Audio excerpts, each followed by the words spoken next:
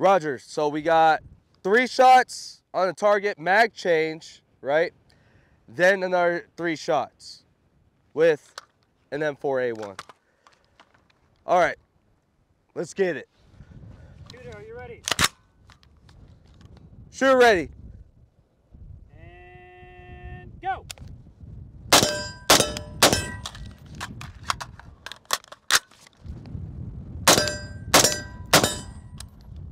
Wow, it makes it easier when you have the dot on, man. Well, let's get to it, guys. M4A1.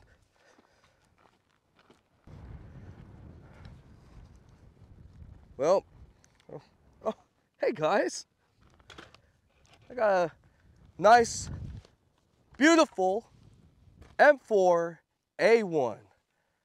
The most deadliest battle implement ever devised in our 21st century. So I'm gonna have to get rid of these because I need a heater, right? Because I don't need those right now.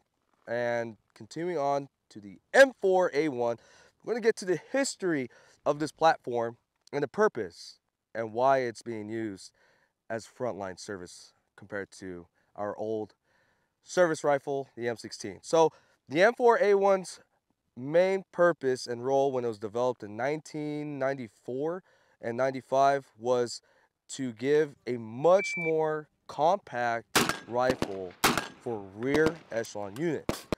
Now, the ironic thing about it is that for rear units, it turned more into special operations as well as frontline units now. So that being said, special operations really enjoyed a much more compact package of the M16A2 when it was being developed with its tree line of different variants, and this turned out to be the best variant and still serving to this day, which is really crazy 20 years later after, you know, the invasion of Baghdad, Afghanistan, and even in the current conflicts in Ukraine and in the Middle East, such as Israel and Gaza and whatnot. So this is a big gun that's used in an international level. So that's pretty much the history of this platform. 14.5-inch, compact, H-bar, and there's also a government profile. That's the whole point of it, to make it much more modular and also versatile throughout all units. And the accuracy on this is good up to 300 meters, which is pretty, it's minimum and it's good enough, right? Because most engagements happen within a close distance like 300, 200, and so on and so forth. So this one, however, this particular M4A1 is my take, my taste, pretty much personal parts that I put on this to make it better and more improved. And now we're going to get with the specs and parts of this platform so you guys can see a really good update to the M4A1. So let's get to it, guys. We're going to go specs and parts. Yankee Doodle went to town and bingo was his name. Oh.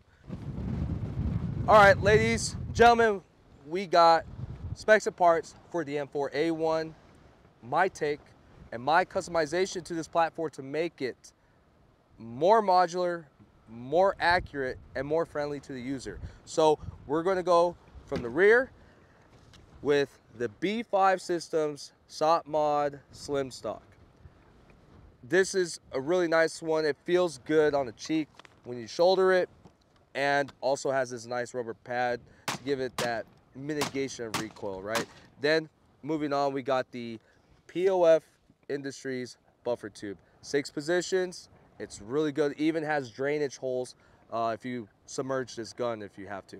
Then it also houses the Geisley Super 42 rated spring, and it also has an H2 buffer, which gives it that dwell time, which helps the bolt carrier. But going back to the pistol grip, it's a 90-degree pistol grip, gives it that feel of like a handgun, just like, I don't know, a Glock.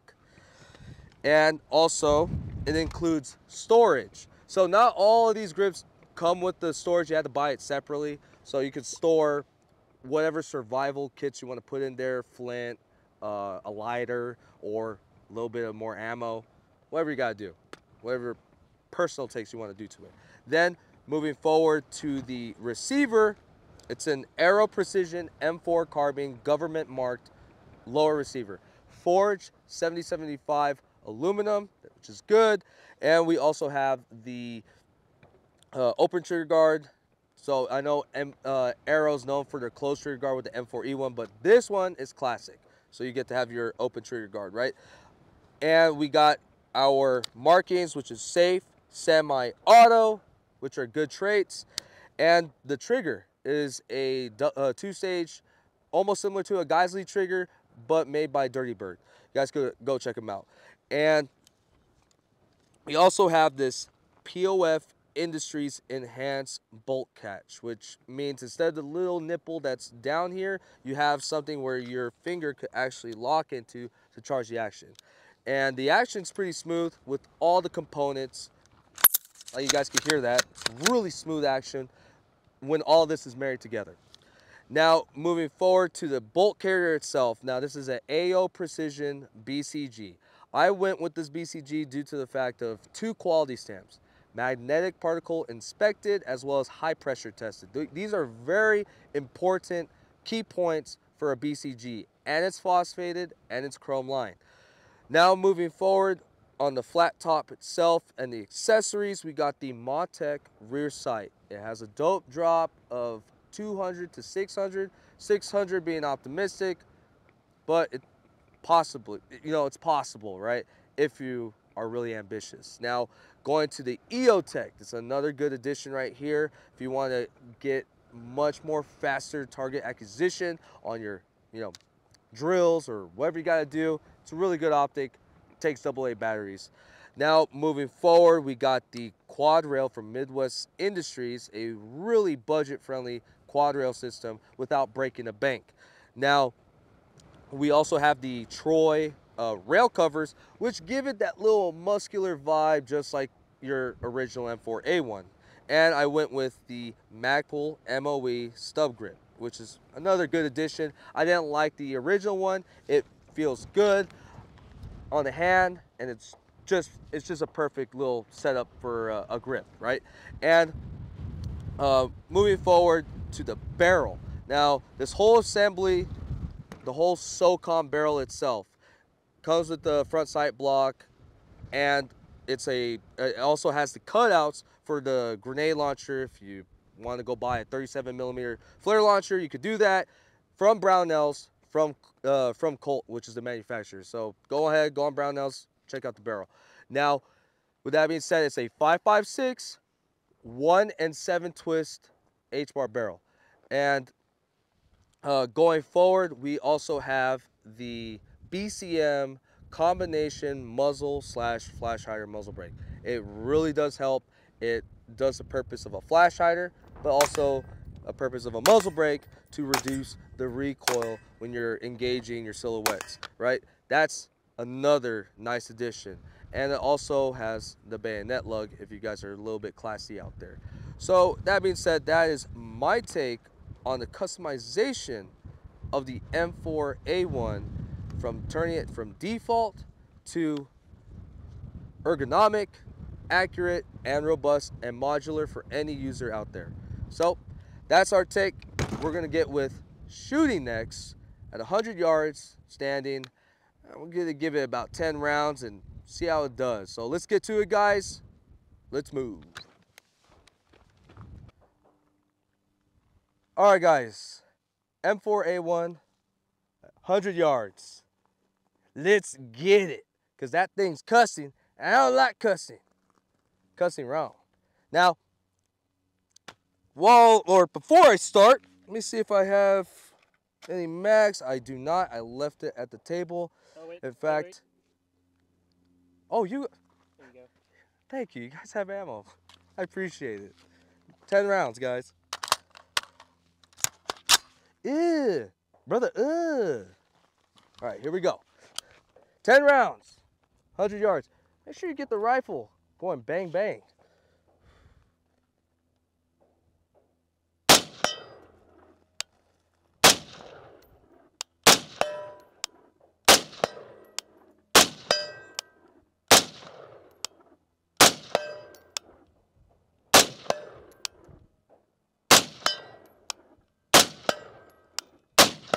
There you go. That's pretty much it right there, guys.